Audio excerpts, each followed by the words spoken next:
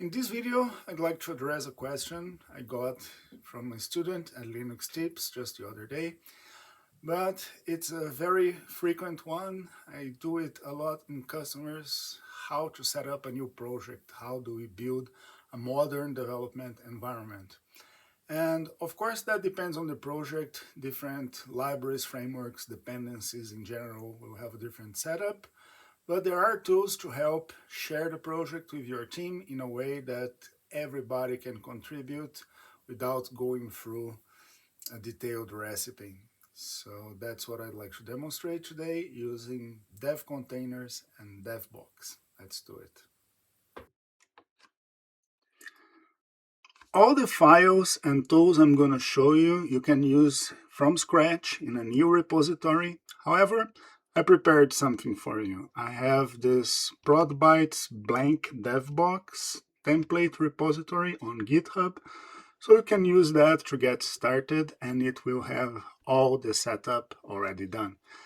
It's very simple to use a template repo. Just click use this template. And by the way, if you want to leave a star, I'd appreciate that. I'll go ahead and create a new repository.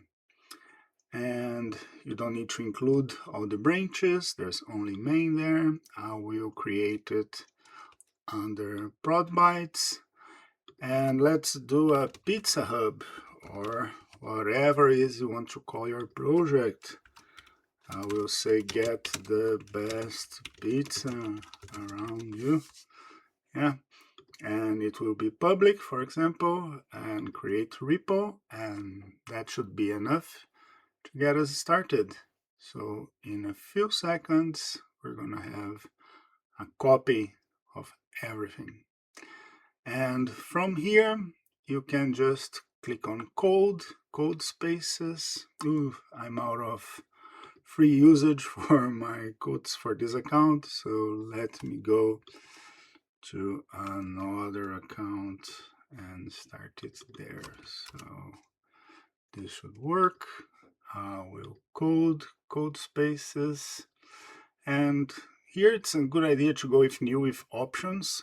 Of course, you can start at the default settings, but here you will have a bit more settings, and I'll select a 4-core machine and create my code spaces for this environment.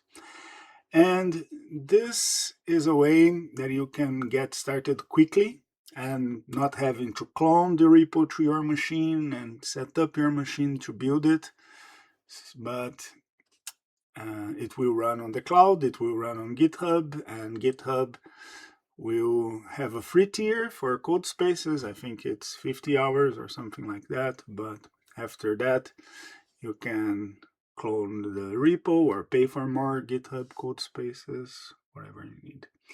And here in building code space, you can see what it's doing. So all the things you see here are defined on devcontainer, devcontainer.json. So this is the definition of our development container. It will have this blank devbox name, and all the configuration will be in this container file with the code as context, the remote users VS Code. The feature I want to use is Docker in Docker, so it will have Docker already set up and ready to use, and also a few VS Code settings. You can add extensions, whatever you'd like in these VS Code settings. And a post create command to install the Devbox dependencies. So Devbox is a separate tool which tells Devbox what to install, and there's where you find the dependencies themselves, the tools that we want to use. We could set up everything here, but Devbox make it very much easier to clone the repo and use your own machine if you want. So here it will be a matter of freedom. So you can choose if you want to develop on Devcontainers, which is fine. However, if you don't want to use Devcontainers, you want to use your local machine, you can do that just as well. So here, what I'm gonna do is check and wait until our dependencies are installed. Shouldn't take much, and just wait. Here we have it. Once it's finished, you're going to see the README open up with your project files and the post create command running, and we can go ahead. I'll start a new terminal. You can just click here on the new terminal or from the pop-up menu. And in Devbox, you can type Devbox shell to get a Devbox shell started. And it will start with all the dependencies that are defined here. So for this template, I added Java with GraalVM, virtual machine, Python, Node.js, and Postgres. So here it's gonna come up with all of that installed. And ready, you can see that our Devbox shell is started, indicated by this prefix in the prompt. And if I run a command such as Java version, you can see that it's the version that was installed by this package, or node will also bring you the node that was specified here, and so on and so forth. So a great tool, Devbox. And another thing that it brings, it's the capability of running processes integrated with this tool called Process Compose. In Process Compose YAML, there's the configuration. I have it set up for a database, a Postgres database, and a health check. So if you run Devbox services up, so that's Devbox, Devbox services up, it will come up with all the processes defined in this file. And that's a great thing to build a uniform interface. So any project, I can just type Devbox services up, and I don't need to care how to start it. Everything will come up as defined for that project. Here it's just a simple health check as in a database. You can see that the database came up, and I can navigate this terminal UI. So clicking on the Postgres line, you can see the database up and the health check running. And you can add any process you'd like, and you have the logs separated, the health checks here as defined for that process. So you can define the command, the times, and everything to make your readiness check. So that makes it super simple to start new projects. And the same way I did it here in the online Devcontainers, and by the way, you can open them locally on VS Code. That's totally supported. Just go here in the project, and we should see the option here in code. It will show my code spaces, and if you'd like to open on local VS Code, there is the open VS Code option.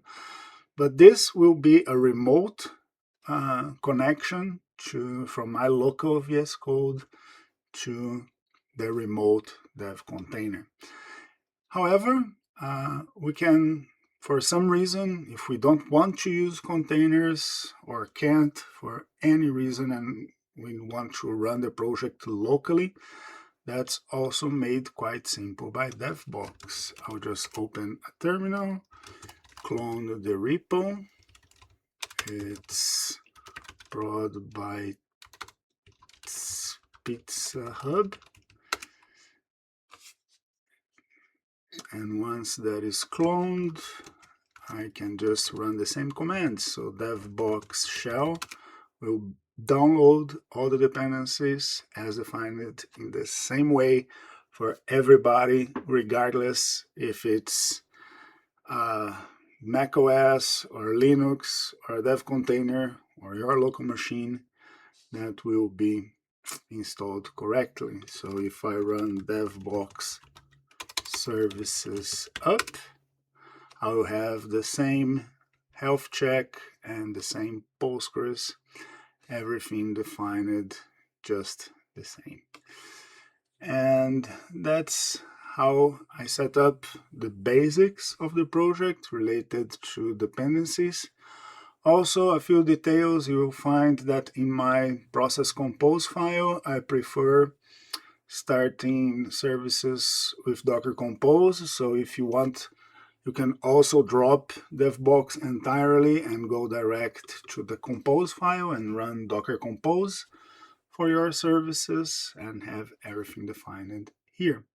Also, I have agents markdown with a few directives for agents. So if you're using Claude or any agents, they will follow a few notes. Basic notes like review the changes before pushing, check for security vulnerabilities such as secrets leaking and things like that.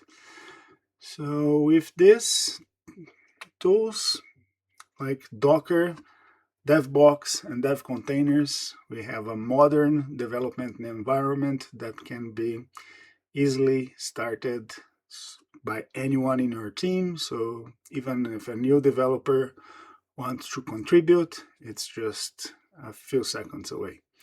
And that's it for today. See you in the next one.